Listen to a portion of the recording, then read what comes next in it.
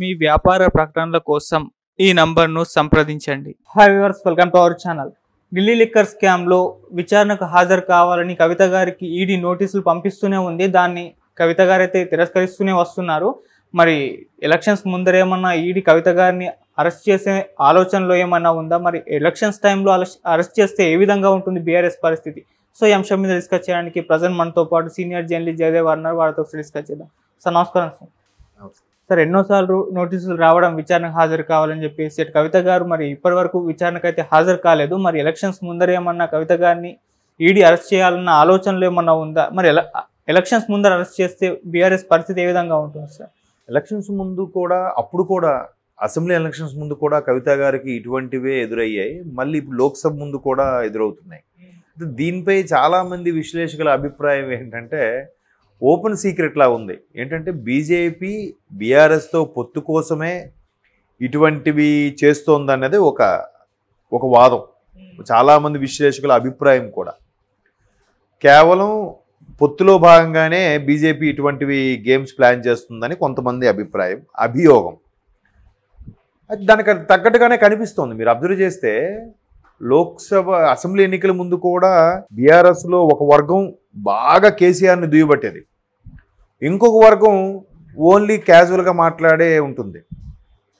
So ఆ రెండో వర్గము బీఆర్ఎస్తో పొత్తు పెట్టుకోవడానికి, బీఆర్ఎస్తో లోపాయకారంగా మల్లగొల్లాలు పడడానికి అవకాశం ఉందనేది కూడా ఒక వాదం. అది అయినా అయ్యుండొచ్చు, నాకు అలాగే అనిపించింది. నాకు కూడా అంటే వాళ్ళు చెప్పిన తర్వాత. ఎందుకంటే కవిత గారికి హడావిడి చేసి అంత చేసి లిక్కర్ స్కామ్ అరెస్ట్ చేస్తారనుకున్న టైంకి ఆ అరెస్ట్ ఆగిపోయింది. మళ్ళీ ఈడీ ఇన్ని రోజులు ఏం చేసింది? అసలు ఎలక్షన్స్ ఎప్పుడైపోయి అసెంబ్లీ ఉన్నాయి, నేను పార్టీలో కీలకమైన వ్యక్తిని, లేకపోతే ఎమ్మెల్సీని క్యాన్వాసింగ్ తిరగాలి అని చెప్పుండొచ్చు. నవంబర్ 30తో అయిపోయిగా, డిసెంబర్ 3, 5 అంతా క్లియర్ అయిపోయింది కదా. మరి అప్పుడే డిసెంబర్ అంతా ఏం చేసింది, జనవరి అంతా ఏం చేసింది ఈడీ? అంటే ఈడీ సమన్లకి లెక్కే ఉండదా? ఒకళ్ళు రాకపోతే 3-4 సార్లు పిలిచి రాకపోతే అరెస్టులు చేయరా? వాళ్ళు దానికి పర్మిషన్ తీసుకోరా? ఈలోగా ఈవిడ సుప్రీంకోర్టుకి వెళ్ళి నాకు ఇంటి దగ్గరే చేసేలా చేయండి అని రిక్వెస్ట్ పెట్టుకోవడం, దానికి మళ్ళీ పోస్ట్పోన్ చేసిందంటే ఇంకా విచారించలేదు కాబట్టి ఈడీకి రైట్స్ ఉంటాయిగా.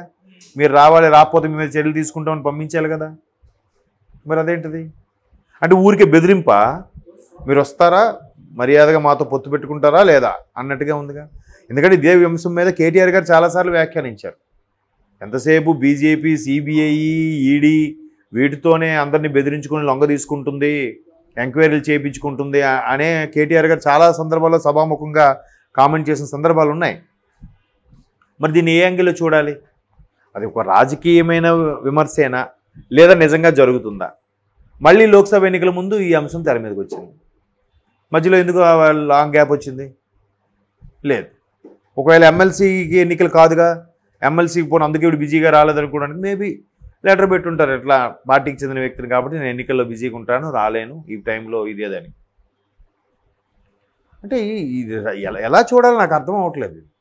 ఇప్పుడు ఒకవైపు బీజేపీ బీఆర్ఎస్ ఒకటే అని వాదనలు కూడా వినిపిస్తున్నాయి. కేసీఆర్ గారు కూడా త్వరలో ఢిల్లీ వెళ్ళబోతున్నారు, పొత్తుల అంశంపై మాట్లాడబోతున్నారు.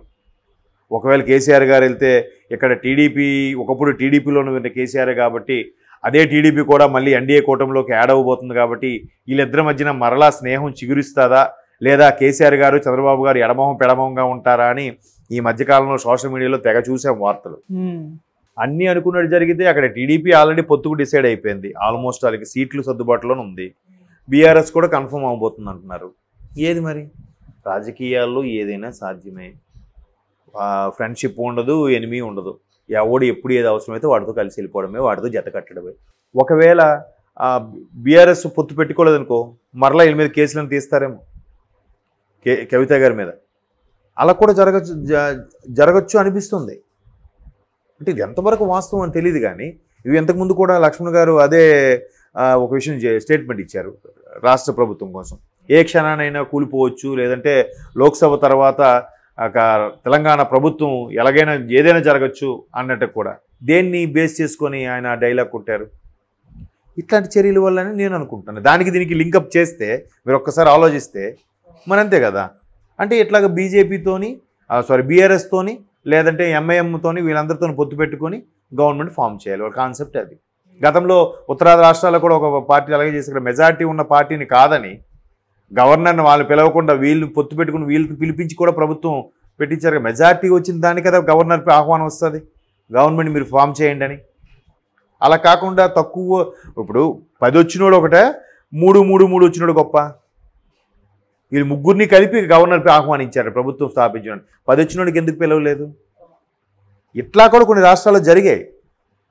అందుకు ఓకే మరలా ఇట్లా వచ్చి పొత్తు పెట్టుకొని ప్రభుత్వాన్ని కూలదీయడానికే, లేదంటే తెలంగాణలో ప్రభుత్వం స్థాపించడానికో ఇట్లాంటి ప్లాన్ చేస్తున్నాను కూడా అనుకోవచ్చుగా.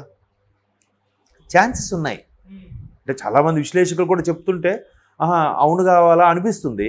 ఈ ఎగ్జాంపుల్స్ చూస్తే నిజమేనేమో అనిపిస్తుంది. అంతే కదా, చాలామంది సందర్భాల్లో కూడా అదే చెప్పారు కదా. కాంగ్రెసు బీఆర్ఎస్ఏ ప్రధాన అభ్యర్థులుగా కనబడ్డారు. అంతవరకు ఒక తెలంగాణలో ఎన్నికలు జరిగిన ఒక 8 నెలల ముందు వరకు కూడా తెలంగాణలో బీఆర్ఎస్కి ప్రత్యామ్నాయం బీజేపీ అని అనుకున్నారు. హుజూరాబాదు లేకపోతే ఇంకో దాంట్లో 2 సీట్లు గెలుచుకున్నాక లేదు ఖచ్చితంగా బీజేపీ వస్తుంది అనుకున్న నేపథ్యంలో అనూహ్యంగా కాంగ్రెస్ తెర మీదకి వచ్చేసింది. ఎక్కడ వైఫల్యం జరిగింది? బీజేపీ అంతగా ప్రత్యామ్నాయం అనుకున్న పార్టీ ఎందుకు థర్డ్ ప్లేస్లోకి వెళ్ళిపోయింది? ఎవరి వల్ల అంటారు? అంటే లోపాయకారంగా ఒప్పందం కుదిరిందా? లేదంటే రాష్ట్రంలో స్థానికంగా ఉండే వ్యక్తులే బీఆర్ఎస్తో పొత్తు పెట్టుకునే ఒప్పందం కుదుర్చుకున్నారా అధిష్టానం తెలియకుండా? ఏంటి అసలు? నేను అనుకున్నారా బీజేపీ భలే వచ్చిందిరా, అసలు బాగుంది అనుకున్నాను నేను. మరి ఏమైంది? అనూహ్యంగా రాష్ట్ర అధ్యక్షులు మారిపోయారు, బీజేపీ గ్రాఫ్ పడిపోయింది, కాంగ్రెస్ పుంజుకొచ్చేసింది, బీజేపీ వెనక్కి వెళ్ళిపోయింది. వీటన్నిటి చూస్తే ఓకే బీజేపీ కూడా పరోక్షంగా బీఆర్ఎస్ సపోర్ట్గా ఉందేమో అని అనిపించట్లే. కాబట్టి మరలా అక్కడ కేంద్రంలో పొత్తులు లేదా లోక్సభ స్థానాల్లో పొత్తుల విషయంలో జరగచ్చు. మరోవైపు సర్వేలు కూడా అవే చెప్తున్నాయి కదా. 17 స్థానాలకు గాను ఎంఐఎం 1, బీఆర్ఎస్కి 3, బీజేపీకి 3, కాంగ్రెస్కి 10 వస్తాయని చెప్తున్నాయి సర్వేలు. 2 కలిస్తే ఇంకొంచెం ఎక్కువ ఇచ్చే ఛాన్సెస్ ఉన్నాయి కదా. లేదా ఇవే కన్ఫర్మ్ అవ్వచ్చు. బీఆర్ఎస్ 3, బీజేపీ 3 అంటే ఖచ్చితంగా ఓ పొత్తు పెట్టుకుని పోటీ చేస్తే ఈ 3 అయినా దక్కుతాయరా బాబు అని అనుకోవచ్చు కదా. ఆల్రెడీ కాంగ్రెస్కి 10 వస్తున్నాయని భయం పుట్టుకున్నప్పుడు ఖచ్చితంగా కలిసి వెళ్ళాలి, మిగతా ఓట్లు చీలిపోతే మళ్ళీ బీఆర్ఎస్ బీజేపీకి సపరేట్గా పోటీ చేస్తే మళ్ళీ కాంగ్రెస్ ప్లస్ అవుతుంది కదా. ఆంధ్రాలో వైసీపీ ప్లస్ అయినట్టు. వైసీపీకి ఎలా ప్లస్ అయింది? జనసేన 2019లో విడిగా పోటీ చేయడం వల్ల సుమారు ఒక 60 స్థానాల్లో టీడీపీ ఓడిపోయింది, కేవలం 1500 నుంచి 3000 మధ్య ఓట్లలో. ఇప్పుడు కూడా మళ్ళీ బీఆర్ఎస్ బీజేపీ విడివిడిగా పోటీ చేస్తే 3 రావేమో. అవును, కాంగ్రెస్కే మళ్ళీ పుంజుకుంటుందేమో, ఎవరు చెప్పగలరు. కాబట్టి పొత్తుల్లో భాగంగానే పెట్టుకుంటే బాగుంటుంది అని కూడా ఆలోచనలు ఒకవేళ ఇక్కడ బీఆర్ఎస్లో బెట్టి చేస్తున్నారేమో. ఎందుకంటే కేటీఆర్ గారు కూడా చెప్పారు, తెలంగాణ ప్రకటించిన తర్వాత కేసీఆర్ గారు కాంగ్రెస్లో విలీనం చేస్తామన్నారు. నాకైతే ఇష్టం లేదు. ఆయన అప్పటికే వెళ్ళినప్పుడు ఆవిడ ఏదో విలీనం చేసేమనుంటే సోనియా గాంధీ గారు చేసేసేవాళ్ళేమో, నాకైతే అసలు ఇష్టం లేదు అన్నారు. అటగా ఇష్టం లేదు అనుకున్నప్పుడు నెక్స్ట్ జనరేషన్ నాయకుడిగా బీజేపీతో కూడా కలవడానికి ఎందుకు ఇష్టపడతాడు ఆయన? మన ఓన్గానే వెళ్ళి ఏదో చేద్దామని అనుకుంటారు కదా. సో కాబట్టి ఏదైతే పొత్తుల అంశము ఉన్నాయో దాన్ని బట్టి కూడా ఏదైనా జరగచ్చు.